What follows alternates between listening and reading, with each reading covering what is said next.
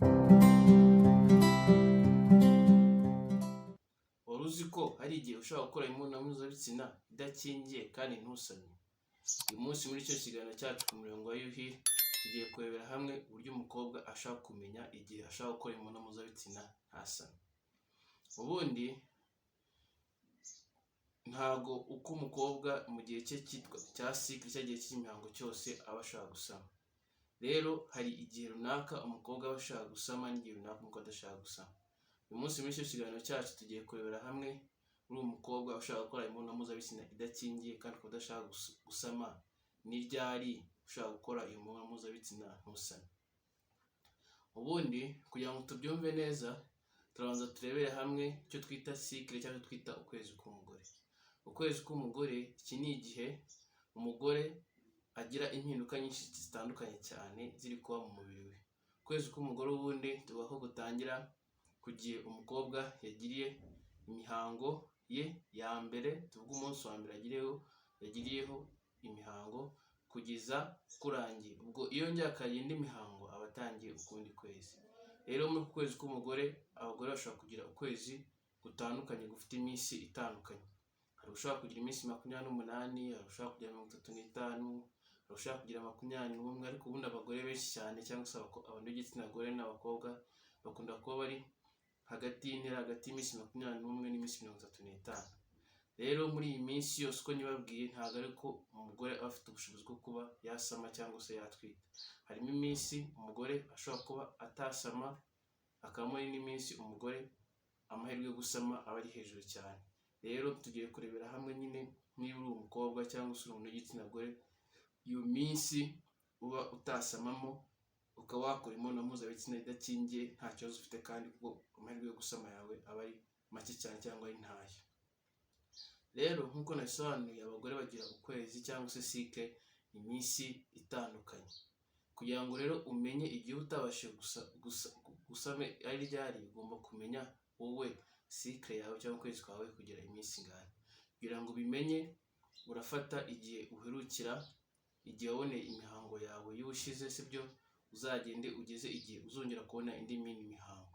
Ubwo iminsi izaba irimo hagati aho ngaho izaba ari uku kwezi kwawe kungana. Ushobora gufata nk'amezi 2 cyangwa amezi 3 ukareba nyine ukamenya uburyo ukwezi kwawe kungana. Umva niba ubona imihango yawe warayibonye, tuvuge wayibonye uno munsi kuri uyu munsi, ubwo uzongera ugeze igihe indi mihango izatangira, iminsi irimo hagati niyo izaba ingana n'ukwezi kwawe.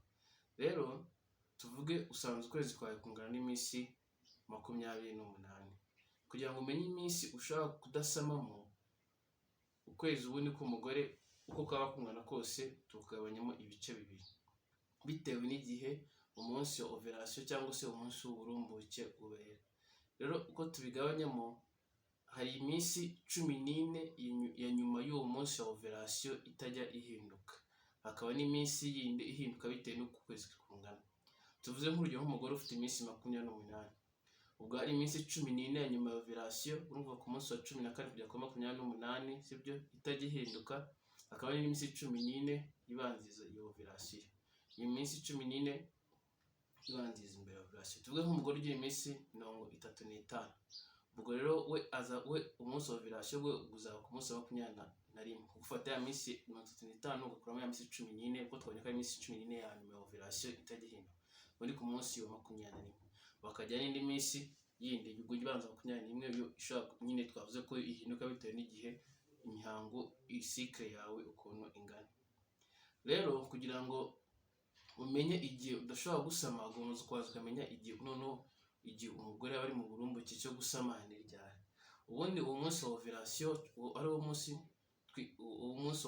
wo munsi w'uburumbuke, twabonye ko uwumenya ufashe iminsi yawe ya cycle cyangwa iminsi yawe y'ukwezi ugakuramo iminsi 14 uturutse inyuma. Ubwo twavuze nk'uko umugore ufite iminsi nk'urugero 28. Muri 28 twakuyemo iminsi 14, uvuga ko umunsi w'uburumbuke ni ku munsi wa 14. Rero kugira ngo umenye igihe uwo mugore iminsi ashobora gusamiramo, ni ukuvuga ko uzafata kuri wa munsi wa 14 ukuremo iminsi 5 imbere. Impamvu dukuramo iminsi 5 imbere ni uko intangangabo ubundi niba ije kugira ngo igure n'intangangore, intanga buriya ifite ubushobozi bwo kubaho iminsi 5 myinshi ishoboka ni 5 itegereje intangangore.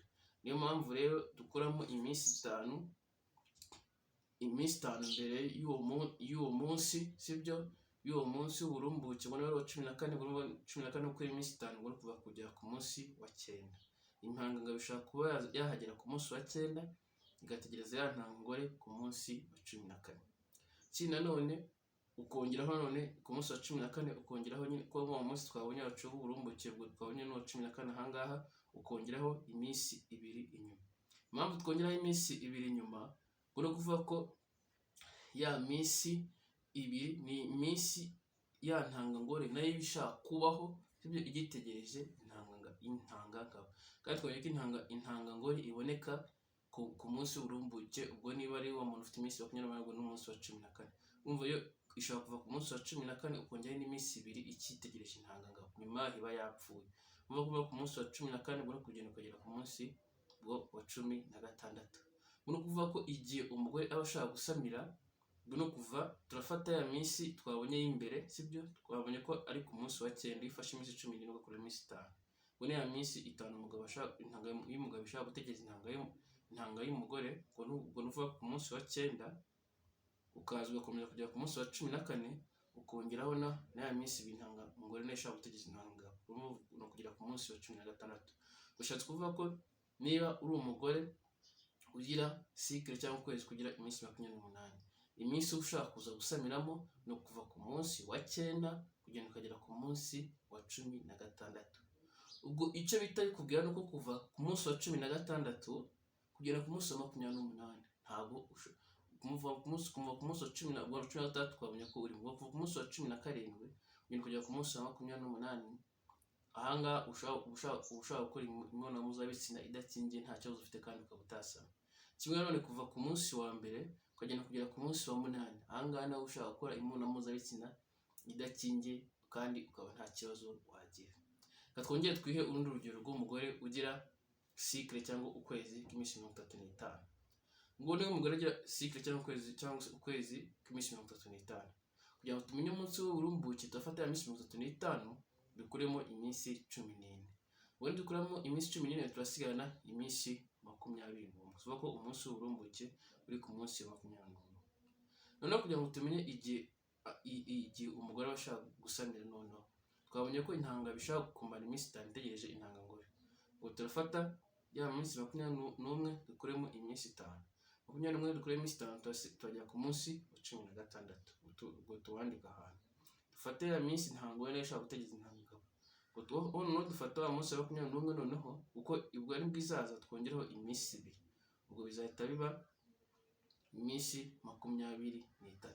Bishatse kuvuga ko umugore igihe ashaka gusama no kuva ku munsi wa 16 kugera ku munsi wa 23.